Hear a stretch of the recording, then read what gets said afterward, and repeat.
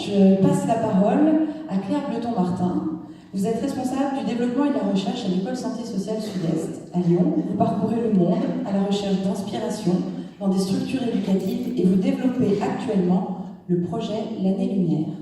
Est-ce que vous pouvez nous raconter ce projet et surtout nous expliquer à quel défi il répond? Alors, le projet Année Lumière est né suite à un constat que j'ai fait, mais peut-être que certains d'entre vous le partagent. Quand on regarde ce qui se passe pour nos jeunes dans une année de terminale, on se rend compte que certains savent très bien ce qu'ils veulent faire, et en plus, ils ont la chance d'avoir le dossier scolaire qui va avec, donc avec leurs ambitions. Tout se passe bien pour eux, la transition entre le lycée et les études supérieures se déroule parfaitement. Malheureusement, ça n'est pas la majorité. Parce qu'en terminale, bon nombre de jeunes font leur choix d'orientation sans vraiment se connaître, sans connaître la réalité des entreprises et des métiers.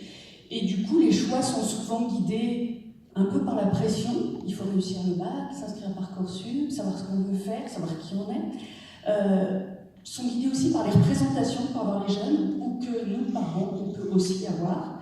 Et parfois, un peu aussi par le hasard, il faut bien le dire. Résultat, l'orientation ressemble souvent à un marathon, avec un nombre d'échecs assez important en première année, et même pour certains, une multiplication des premières années. On connaît l'effet dévastateur de débuter un parcours par un échec sur l'estime de soi, surtout en France, plusieurs de vous l'ont déjà dit, où l'erreur n'a pas vraiment bonne presse.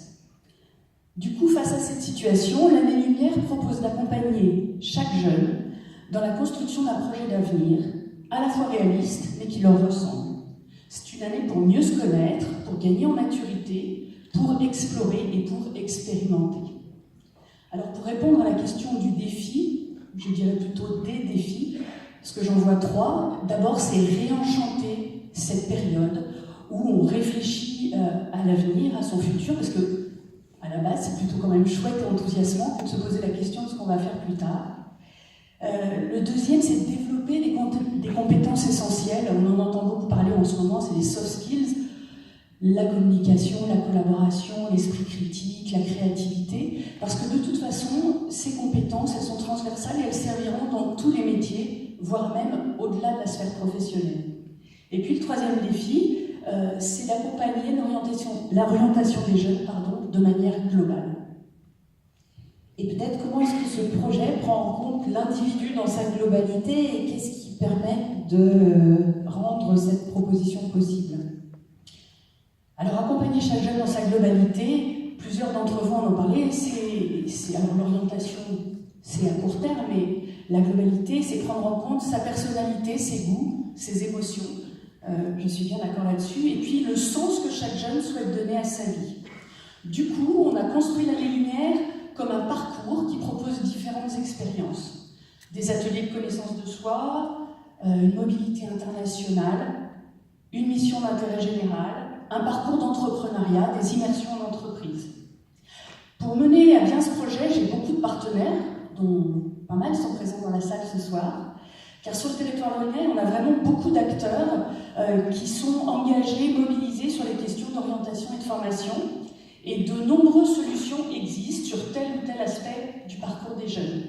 Donc l'idée de l'Année Lumière, c'est de les coordonner, ces différentes propositions, les articuler entre elles pour proposer un parcours complet sur une année de transition et de proposer un environnement qui offre de multiples opportunités. Alors parmi les partenaires, je vais les citer parce que je sais qu'ils sont là, il y a WAM pour le pouvoir d'agir, il y a Séverine Roiret et Valérie Duno-Malka qui sont coachs professionnels, il y a Enactos pour l'entrepreneuriat, il y a Away qui est article 1 sur les soft skills, Fréquence École sur le numérique, Job Ready et leurs organisations patronales qui m'accueillent très gentiment et de manière très intéressée pour le lien avec les entreprises. Et puis j'espère plein d'autres personnes, le projet est ouvert et on sera très intéressés à réfléchir avec tous ceux qui souhaitent nous rejoindre. Alors mon autre partenaire, et je tiens quand même à le préciser, c'est mon employeur qui me permet de mettre ce dispositif expérimental en place dans le cadre de l'entrepreneuriat, c'est-à-dire qui me permet d'accompagner les autres en m'accompagnant. Et ça, c'est, je trouve, une belle initiative, donc je les remercie vraiment vivement. Un petit coucou à Marie, je sais qu'elle est là. À terme, en fait, mon ambition, ou alors mon rêve, ma vision, je ne sais plus maintenant, c'est vraiment de faire évoluer le regard que nous portons de manière collective sur cette transition entre le lycée et les études supérieures, un peu comme un parcours initiatique pour passer de lycéens dépendants à étudiants autonomes. Voilà. Et d'autres pays, je pense notamment aux pays anglo-saxons ou aux pays nordiques, ont un peu d'avance sur nous. Quand je dis un peu, c'est parce que voilà, ils ont beaucoup d'avance sur nous. Il me semble qu'on a une vraie responsabilité à ne pas faire peser trop de pression et qu'il ne faut pas rajouter de complexité sur les épaules de nos jeunes. Merci Claire.